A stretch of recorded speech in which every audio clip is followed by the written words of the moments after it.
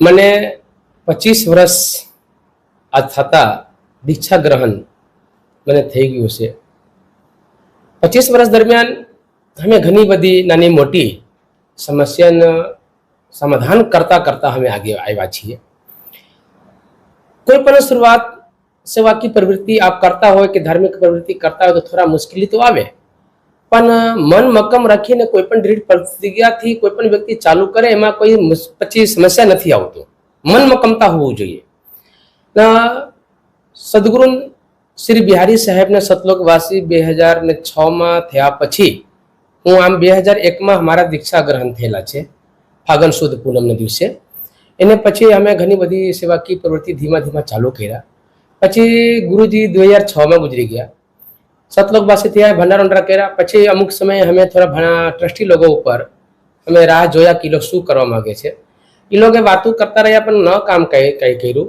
પછી 2009 માં સાહેબ અમે ઝુંબેશ ઉપાડ્યો और ત્યારે ગરીબ નિરાધાર અપંગ બીમાર લોકોને મારા ઈચ્છા હતું કે મારા સામે મેં કોઈ પણ મા બાપ, કોઈ પણ ગઢિયા બુઢિયા, કોઈ પણ વડીલો ભૂખા ન સોવે, કોઈ પણ બીમાર વ્યક્તિ ભૂખા ન રાતમાં સોવે એવી ઈચ્છા સાથે અમે આ સંકલ્પ લીધો અને એ સંકલ્પને એકદમ યથાર્થ કરવા માટે અમે સંકલ્પ વ્યક્ત કરી અને ચાલુ કરી દીધું.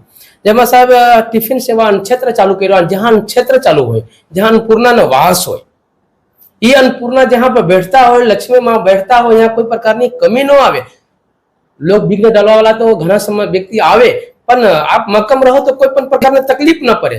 पण हमें चालू करा પછી ગુરુજીની કૃપાથી અન્નક્ષેત્ર એને અલાવા સાહેબ અમે ઘણા બધા ગરીબ દીકરીઓને લગ્ન પણ કર્યા છીએ. હવે આ અન્નક્ષેત્ર ચાલુ થયું ત્યારે લગભગ શરૂઆતમાં આપનું જે પ્રથમ સ્ટેપ હતું એ મારા ખ્યાલ મુજબ સાયકલ ઉપર, હું જો ન ભૂલતો હતો, સાયકલ ઉપર પણ આપ શહેરના છેવાડે સુધીના લોકોને ઘરે રૂબરૂ ટિફિન દેવા આપના માધ્યમથી પહોંચતું. આ સંદર્ભે લોકો જાત જાતની વાતો કરતા કે આ કેમ ચાલશે, પણ ધીમે ધીમે વટવૃક્ષ બન્યું.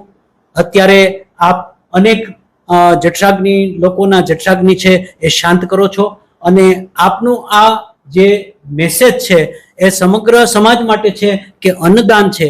કબીર સાહેબના જલારામ બાપા, સાંઈ બાબા કે અન્નદાન છે એ સૌથી મોટું દાન છે અને એ સંદર્ભમાં આપનું સૌથી મોટું યોગદાન છે. સાવરકુંડલાના અન્ય સંસ્થાઓએ પણ આપની પ્રેરણા લઈ અને આવા ટિફિન સેવાઓ ચાલુ કરી છે, પણ આપનું જે યોગદાન છે એ સમગ્ર સમાજમાં એક અનોખો આદર્શ સિદ્ધ કરે છે. આ પછીની જે આપની પ્રવૃત્તિ છે એ વર્ણવો. साहब सदगुरु कबीर साहब एम कहे से, कबीर कहे कमाल को दो बाता सीख ले, कर साहेब को बंदी भूखे को अंधे. सदगुरु कबीर साहब ना ये मुख्य सूत्र है और इस सूत्र ने हूँ પોતાને જીવન में उतरવાનો प्रयास કર્યો. એને સૂત્રને ઉતારી નહીં જલારામ બાપા કે સાંઈ બાપા કે દુનિયાને કોઈ પણ વ્યક્તિ પછી થયા છે, પણ સદગુરુ કબીર સાહેબ આજથી 600 વર્ષ પહેલા ही બધું સૂત્ર આપના બધા લોકો સુધી પહોંચાડીને ગયા છે.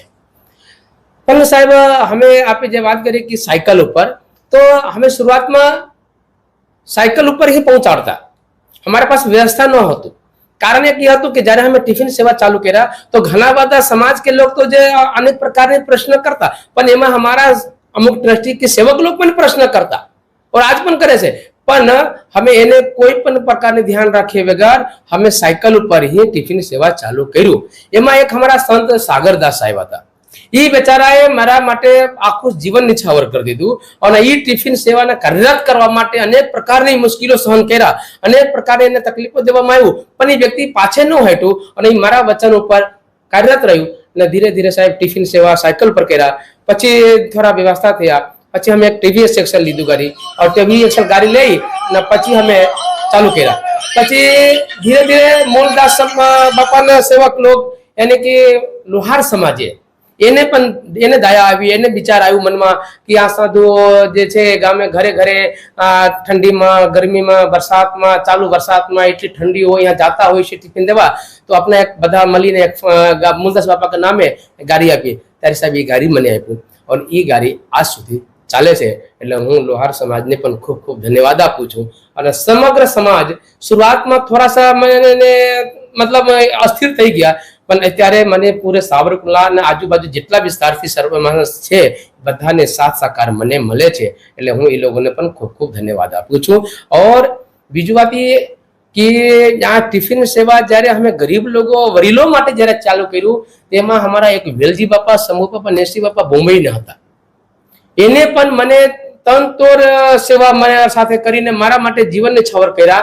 और એ વેલજી બાપાએ મારી પાસે એક સમય એવો હતો સાહેબ કે મારા પાસે 1500 રૂપિયા પગાર દેવા માટે ન હતું.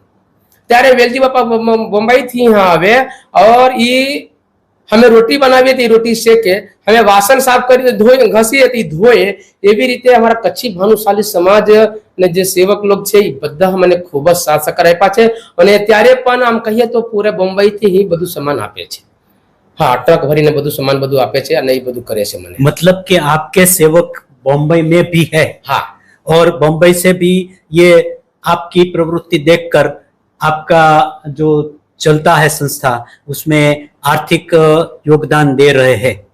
जी. आज भी युवान लोग हमारा जो वहाँ बॉम्बे में છે બધા ટ્રસ્ટી લોગ એ બધા યુવાનો છે અને બધા અનાજ માર્કેટમાં છે. અને એ અનાજ માર્કેટમાંથી અમારા અરવિંદભાઈ છે, જગદીશભાઈ, વસંતભાઈ, નાનજીભાઈ, આ પછી કમલેશ, શંકરભાઈ તો રાત દિવસ બધા મળીને એટલા બધા મહેનત કરે છે જેને કારણે આપણા એકવાર મને દિવાળી પર બોમ્બેમાં બોલાવે અને એકવાર બોલાવ્યા પછી આખા વર્ષને અનાજ કઠોળ જેટલા કોઠાર રૂમમાં રસોડામાં જેટલા સામગ્રી જોઈએ બધી સામગ્રી ટ્રક ભરીને મને મોકલાવે. ઓર ગૌશાલા માટે પણ મને વ્યવસ્થા કરી આપે છે. એ બોમ્બેના લોકો કરે છે. એટલે કે ગૌશાળા પણ એક આપણું બીજું પાસું છે. એ ગૌશાળા સંદર્ભની થોડી વાતો. જી, ગૌશાલા 2009માં જ્યારે ટિફિન સેવા ચાલુ કર્યા પછી અમારા વેલજી બાપા, શંભુ બાપા જે હતા એ લોકોને મને વિચાર આવ્યો કે બાપુ જ્યાં અન્નક્ષેત્ર ચાલુ થાય, અન્નક્ષેત્ર હોય ત્યાં ગૌશાલા બી સારું લાગે. એટલે ગૌશાલા વગર અન્નક્ષેત્ર અધૂરું ગણાય. તો હવે કીધું કે તો આપણે શું કરશું? કહે કે અમે લોકો આપણા આશ્રમ માટે કંઈ કરશું. પછી એ લોકો જ્યાં ત્યાં આપણા સમાજમાં ફેર્યા, આંટા માર્યા. અને એમાં અમે 2010માં 2009 ફાગણ સુદ એકમના દિવસે અમે અન્નક્ષેત્ર ચાલુ કર્યા. 2010 ફાગણ સુદ એકમના દિવસે ગૌશાલા ઉદ્ઘાટન કર્યા. और ત્યારથી બે વસ્તુ સતત ચાલી રહ્યા છે. આજે પણ 25-30 ગાય છે. એ ગાયને દૂધ, દહીં, ઘી, માખણ જે કાંઈ હોય અમે ગરીબમાં છાશ, દૂધ બધી ઉપયોગ કરીએ છીએ. એટલે કે આ ગાયનું દૂધ પણ આપ સમાજ સેવા માટે સમાજ સેવા માટે, સમાજ ઉપયોગ માટે જ છે બધું. સરસ. આ સિવાયની બીજી પ્રવૃત્તિઓ આપની સામાજિક? હા, એમાં સાહેબ સામાજિકમાં એવું છે કે હું જ્યારે આ બધું અન્નક્ષેત્ર ટિફિન સેવા ચાલુ થયા, ગૌશાલા ચાલુ થઈ ગયા પછી ધીરે ધીરે લોકો અમારા બાજુ આવવા લાગ્યા કે સાહેબ મને આ વસ્તુ જોઈએ, આ વસ્તુ જોઈએ. તો અમે સાહેબ ઘણા બધા ગરીબ દીકરીઓને લગ્ન કરાવ્યા જેને મા બાપ ન હોય, મા બાપ હોય પણ વ્યવસ્થા ન હોય, આર્થિક રીતે કમજોર હોય. ઘણા એક દીકરી તો એવા સાહેબ અંત છે, એને માં નહીં और બાપ દારૂડિયા, અને એ દીકરીને અમે લગ્ન કરાવી દીધા और એને ઘર બસાવી દીધા. એવા સાહેબ સેંકડો. હું કોઈને જાહેર નથી કરતો, આપ પૂછો છો એટલે કહું અમારા કામથી માત્ર સેવા કરવાનું, જાહેર કરવાનું નહીં.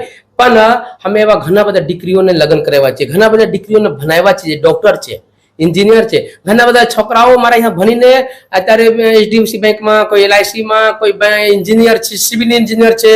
એક અશોકભાઈ બગરા જેને માં નથી, બાપ નથી, એને હું નાનપણથી બનાવ્યા સાહેબ. હું જ્યારે એને મતલબ અમારી પાસે પૈસા બી નહોતો, અમારે ગુરુજી મહંત હતા, તો અમે લોકો એક યુવક મંડળ બનાવ્યા, સદગુરુ કબીર સાહેબ યુવક મંડળ. એમાં 20-20 રૂપિયા અમે લોકો ભેગા કરતા. और 20-20 રૂપિયા ભેગા કરીને એ બાળકને બનાવીને અત્યારે સિવિલ એન્જિનિયર છે.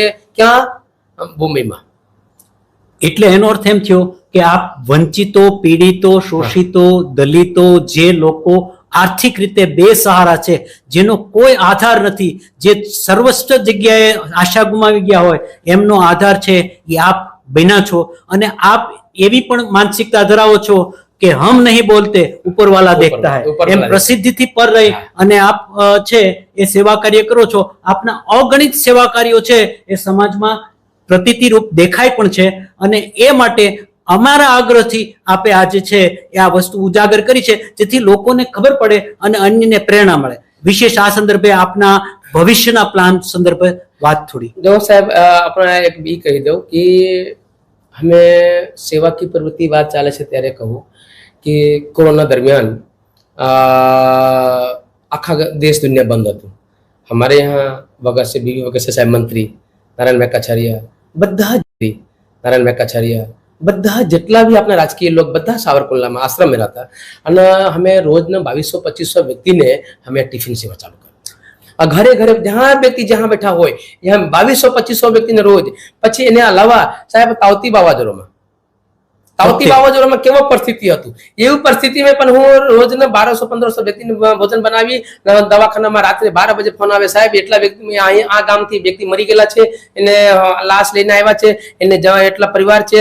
તો અમે ત્યારે સબ્જી ન મળતા સાહેબ, તમે મગ और भात बनावीने रोटली बनावीने खिलावता। और एने अलावा साहेब 15 દિવસ સુધી लाइट नो आया, 60 कर्मचारी मारा यहाँ आया उतरा कि बापू यहाँ पर कई व्यवस्था करो, कई बीजा जगह व्यवस्था नहीं, क्योंकि कर्मचारी नहीं रुके तो सर्वे करवा कौन जाए। ये 60 कर्मचारी ना साहेब हमें 22 દિવસ रखा। एने अलावा साहेब व्यसन मुक्ति, रमत गमत, सदगुरु कबीर साहब ना जो बीजक ग्रंथ छे एने नाम छे बीजक। ये बीजक नामे हमें बीजक ट्यूशन क्लास चलाव्या, जहाँ पर सैकड़ों विद्यार्थी यहाँ रहीने भना पढ़ाई लिखाई कर्या अने हमें बधु व्यवस्था करीए। गरीब दीकरीओने ड्रेस आपीए छीए, गरीब लोगोने हमें साहेब वर्ष में कम से कम 1000 से 1500 साड़ी वितरण करी छे। जो वरील दादा लोग होय एने 5 मीटर सफेद कपड़ा आपी छीए, जो दीकरी होय ने ड्रेस आपी छीए, कोई दीकरा होय ने पेન્ટ शर्ट आपी छीए। क्यारे જ્યારે નવરાત્રીના પછી દિવાળી પહેલા શરદ પૂનમ આવે ત્યારે અમે આપી છીએ। જે વ્યક્તિને સાહેબ ભોજન ન હોય તે નયા સાલ દિવાળી પર કેમ મનાવે, શું પહેને, એના માટે અમે નયા સાલ ઉપર નયા કપડા પહેરી શકે તો નયા વસ્ત્ર એને આપીએ और એને સાથે સાથે मिठाई આપીએ कि બધા लोग गरीब लोग राजी खुशी से दिवाली मनावे और राजी खुशी से मिठाई खाઈને ઈશ્વરની પ્રાર્થના કરે, ભજન કરે। ખાસ કરીને અમે જોયું છે કે બીજક ગ્રંથ जी જે આપના કબીર સાહેબનો સૌથી પવિત્ર ગ્રંથ છે અને બીજક ગ્રંથને સમગ્ર ખંડની અંદર જે ગ્રંથસ્થ કર્યો છે એ મારા ખ્યાલ મુજબ સાવરકુંડલા સિવાય અન્ય ક્યાંય નહીં હોય। આ સંદર્ભે થોડી વાત। સદગુરુ કબીર સાહેબના જે મુખ્ય અમૃતવાણી છે और ये अमृतवाणी જે સંગ્રહ કરેલા જે ગ્રંથ છે એનું નામ છે બીજક। ये बीजक साहेब भारत में नहीं दुनिया में कहीं भी आरस में लखेला दुनिया में कहीं भी नहीं। बीजक એટલે जिस तरह से रामायण होय, गीता होय, महाभारत होय, એવી રીતે અમારા સદગુરુ કબીર સાહેબના ગ્રંથ છે બીજક। એ બીજક પવિત્ર ગ્રંથ બીજક જે ભારતમાં કहीं નથી, દુનિયામાં કहीं નથી, માત્ર સાવરકુંડલાને લાભ મળ્યું છે। और हमारे सदगुरु बिहारी साहेब એના શિષ્ય રામ પ્રતાપ સાહેબ 1964 માં જેને મતલબ મંદિરની સ્થાપના કર્યા, એને સંકલ્પ હતો, એને વિચાર હતો કે અમે બીજક મંદિર બનાવીએ और એ પાયા તો ડાયલા પણ સંજોગમાં સદગુરુના રામ પ્રતાપ સાહેબના શરીર છૂટી ગયા। પછી બિહારી સાહેબ આવ્યા, એને ગુરુજીએ સદગુરુ બિહારી સાહેબ એ સંકલ્પને પૂરા કર્યા और ઉદ્ઘાટન મારા મતલબ ચાદર વિધિ વખતે બીજક મંદિરનું ઉદ્ઘાટન और મારા ચાદર વિધિ કેવો સરસ સંયોગ કહેવાય અને એ આપણે સાબિત કરી દીધું। આ 25 વર્ષની અંદર આપની જે સામાજિક સેવાઓ છે અને પ્રભુ ભક્તિ છે એ સાબિત કરી દીધું કે જે ચાદર વિધિ બીજક ગ્રંથના સંદર્ભે થઈ હતી એ બીજક ગ્રંથના તમામ જે શ્લોકો છે, તમામ જે મંત્રો છે, તમામ જે ઉપદેશ છે એ આપણે જીવનમાં સાર્થક કર્યો અને સમાજને એક નવો રાહ આપ્યો। એ બદલ પણ આપની વાતો છે એમાં ઘણું દમ દેખાય છે। જી સાહેબ એવું છે, હું નાનપણથી ગુરુજનોને શરણમાં રહીને સેવા કરીને એને સેવા પૂજા કરીને હું यहाँ સુધી આવ્યા છું અને એની આશીર્વાદથી મનમાં સારા એમ કહેવાય છે સંગત से सुख बुझे कुसंगत से दुख होए, कहे कबीर तहाँ जाइए जहाँ अपनी संगत होए। पूर्व जन्मની કમાઈ, માતા પિતાની સંસ્કાર હશે જેને કારણે અમને સારા સંતોને સંગત મળ્યા और सारा संगतના કારણે મને મનમાં એક વિચાર આવ્યો કે और પહેલેથી સાહેબ હું જે વસ્તુ નક્કી કોઈ પણ વસ્તુ કરું ને તો હું પહેલે સોચ વિચારી લઉં, 1000 વાર પૂછી લઉં, કોઈ વડીલોથી નાનાથી મોટાથી હું પૂછી લઉં પણ એકવાર મારા મગજમાં બેઠી જાય કે નહીં આ સમાજના દેશને ઉપયોગી છે તો હું કરીને રહું। હું ગમે પરિસ્થિતિ આવે હું પાછે ન હટું, સમસ્યા જે આવે और સાહેબ સદગુરુ કબીર સાહેબ ને वो मत साखी છે, साईं इतना दीजिए जामे कुटुंब समाए, मैं भी भूखा न रहूं साधु न भूखा जाए।